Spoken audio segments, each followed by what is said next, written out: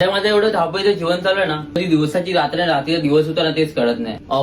ऑफिसवरून घर, घरातून वर्कआउट. पण याच्यामुळे मी कधी माझ्या डाएट किंवा वर्कआउटवर कॉम्प्रोमाइज नाही केलं. लेट आलो तरी पण वर्कआउटला जायचं, लेट झाला तरी पण डाएट पूर्ण करायचा. म्हणजे पूर्ण जो माझा सायकल आहे तो माझा चालूच आहे. याच्यामध्ये एकही अशी गोष्ट नाही जी मी सोडली आहे अजूनही. कारण भाऊ तू जर कन्सिस्टंट राहतो ना दिवस स्वप्नासाठी तरच तू काहीतरी बनू शकतो. आणि हेच तर दिवस आहेत कष्टाचे. नंतर तुला कोण विचारणार आहे तू काय बनणार आहेस की नाही बनणार आहेस. तसे तू स्वप्न बघतोयस, ती स्वप्न पूर्ण करायला पण तर कष्ट लागणारच आहेत ना. कष्ट नसतील तर भावा जीवनात काय रस आहे. भावा जसं जेवणात मीठ लागतं ना तसं जीवनात कष्ट आणि हार्डवर्क लागतातच लागतात. त्यांच्याशिवाय नावं नाही बनत.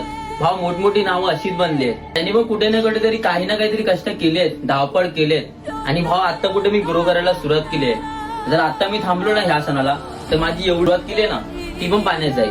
माझा तर विचार झालाय, आता तू तुझा विचार कर.